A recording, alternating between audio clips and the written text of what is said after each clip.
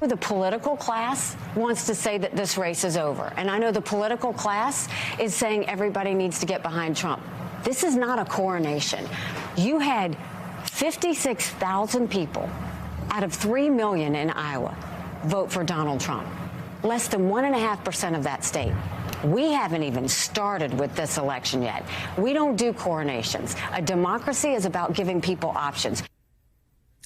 That's Nikki Haley speaking on Fox News yesterday, weighing in on the state of the GOP race ahead of today's primary in New Hampshire. Joining us now, founder of the conservative website The Bulwark, Charlie Sykes. Charlie, great to see you this morning. So despite Ambassador Haley's comments there is sort of a sense that today is maybe her last best chance to really turn this into a race with Donald Trump. What do you see here? What does she need to do? Obviously, if she can pull an upset, then it's on. You know, if she gets blown out, there's going to be an extraordinary amount of pressure for her to drop out. And then if she comes up just short, it's close. It's hard to say what happens. What do you think?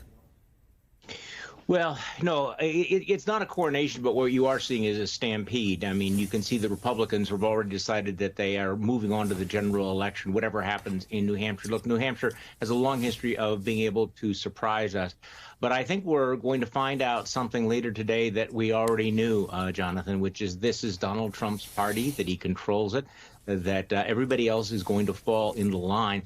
Nikki Haley, interestingly enough, saved her best shots for the final days of the campaign.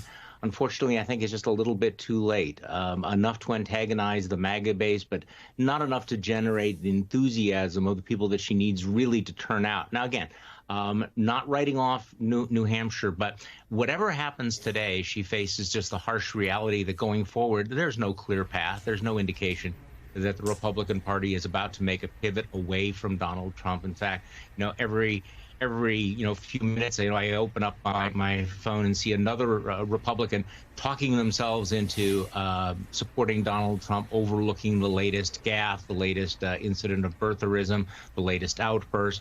This is a party that is once again going to swallow Donald Trump in full and in whole. Yeah, and you're certainly right. If there's ever a state that could deliver a surprise, it would be New Hampshire. So we want to keep an open mind as to what happens today. Right. And we are in this two-person race which is what Nikki Haley has wanted for some time, because Governor DeSantis dropped out. And you wrote in recent days for MSNBC about his biggest 2024 miscalculation. Tell us about it. Well, he made several miscalculations. I mean, number one, he actually thought that if he moved to Donald Trump's right, that he could lock down the MAGA base by passing all kinds of legislation, punching liberals in the face, picking wars with the people that the MAGA hates.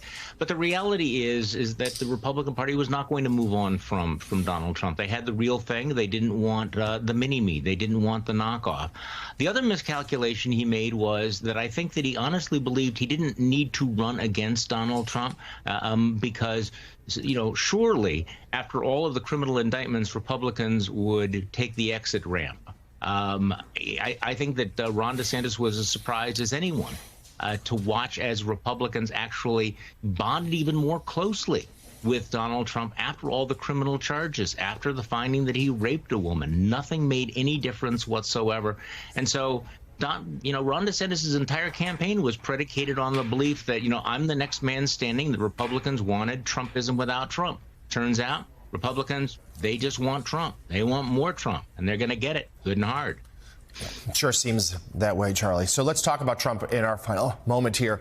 We played a video a short time ago. Incredible number of gaffes recently, real mixed up. Suddenly his mental acuity really becoming a significant campaign issue now. Haley doing her part to make it so. What's your read? Is that something that could hurt him come general election, even if not now? Well, certainly. I mean, he's not going to get any better between now and November. This is what's going to make 2024 such a depressing long slog. Is this debate, like, which elderly man, is more impaired? But it is important to point out, yes, Joe Biden is old, but So is Donald Trump. And Donald Trump is not merely old, but he is also dangerous. And I think that that's going to be obviously something that voters are going to have to deal with. Republicans have done a very effective job in pointing out every single Biden gaffe and raising questions about his age and his fitness. And now it's going to be Donald Trump's turn, and it's not going to be pretty. Yeah, you're certainly right. Old and dangerous. Founder of the conservative website, The Bulwark, Charlie Sykes, thank you for helping us out today.